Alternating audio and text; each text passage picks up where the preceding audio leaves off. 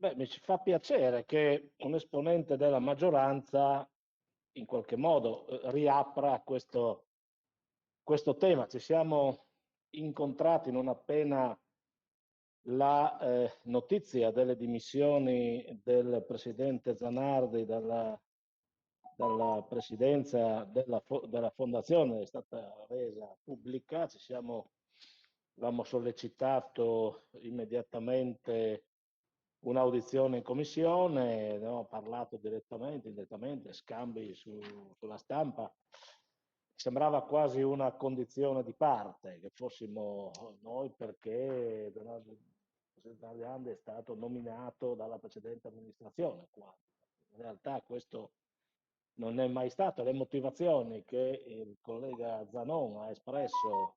ha riparato nella sua mozione ed ha illustrato adesso, sono quelle che abbiamo sostenuto nei termini di una convinzione, la convinzione che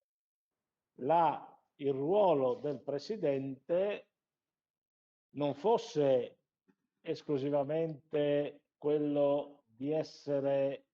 un'alta figura che rappresentava un'istituzione importante e quindi una sorta di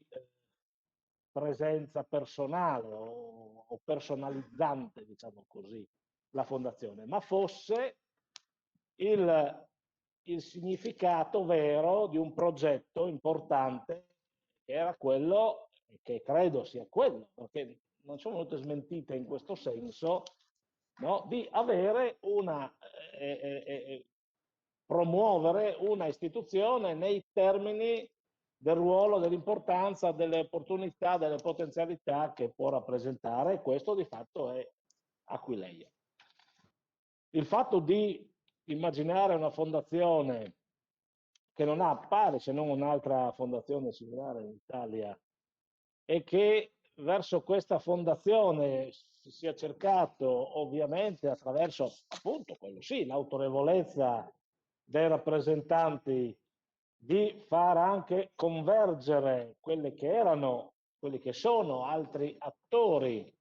che sul sito di Aquileia operano per competenza e per professionalità,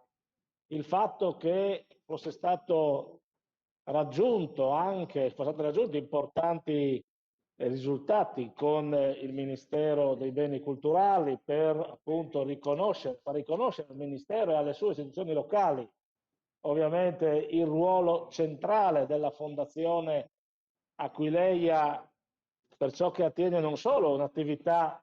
di servizio di gestione, come magari qualcuno poteva immaginarla, ma bensì un'attività di coordinamento, di valorizzazione di un patrimonio così importante e che per anni, perché chi per anni è passato per Aquileia, andando magari a Grado, passava per Aquileia perché andava a Grado e vedeva che c'erano anche i resti romani. Il fatto invece di far diventare centrale la dimensione di Aquileia per la sua importanza storica, ma non stiamo qui a citarla, la conosciamo tutti, diciamo parole inutili, credo fosse e ancora oggi rimane il compito fondante principale della fondazione. Non voglio fare i numeri circa la capacità di proiettare la dimensione di Aquileia non solo su un palcoscenico, su uno scenario internazionale, ma quello di creare collaborazioni internazionali, il fatto di gestire un patrimonio, il fatto di gestire anche in fase crescente una serie di responsabilità operative, ovviamente ha reso anche la fondazione in una logica di rapporto via via crescente e forse via via anche più impegnativo nei confronti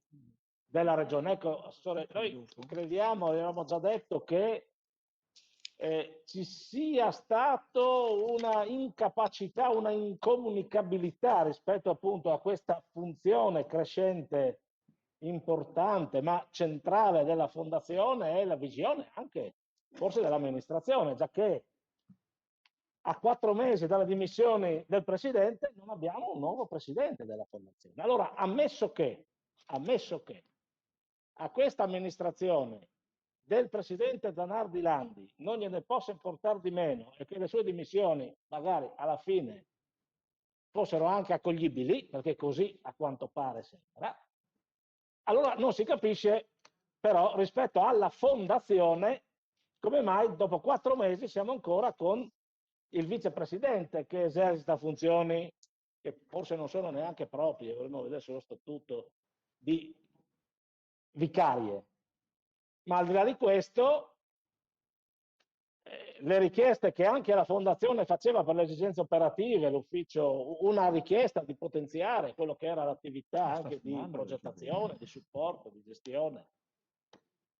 ci sembra, al di là di alcune assicurazioni, l'assessore quando abbiamo parlato della cosa ha detto sì, ma abbiamo pur fatto, gli facciamo la variante che passa dall'altro lato, risposte sue. Portiamo la banda larga in centro paese. Mi sembra che appunto fosse un dialogo, si direi oggi dopo 4 mesi, sì, fra due persone che non pensavano nemmeno di dialogare a questo punto, perché i temi posti e le sensibilità ricercate erano decisamente diverse, le dimissioni così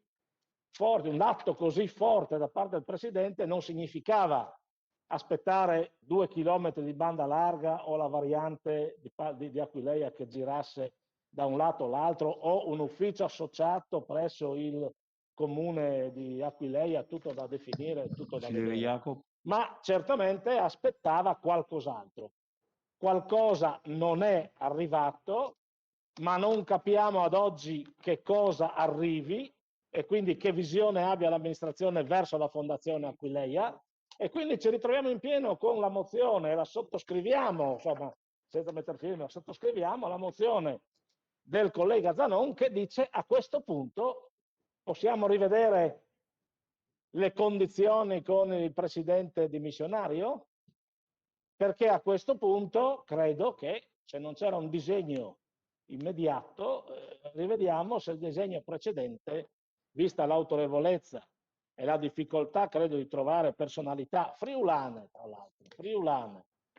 di questo livello, credo possa anche far sì che questa questione possa essere ripresa in mano. È l'ennesimo appello che le facciamo, Assessore, gliel'abbiamo già fatto 3 volte, sappiamo che neanche il Presidente Federico, a quanto pare, è poi intervenuto su questo, ma se ascolta glielo facciamo anche al Presidente. Grazie.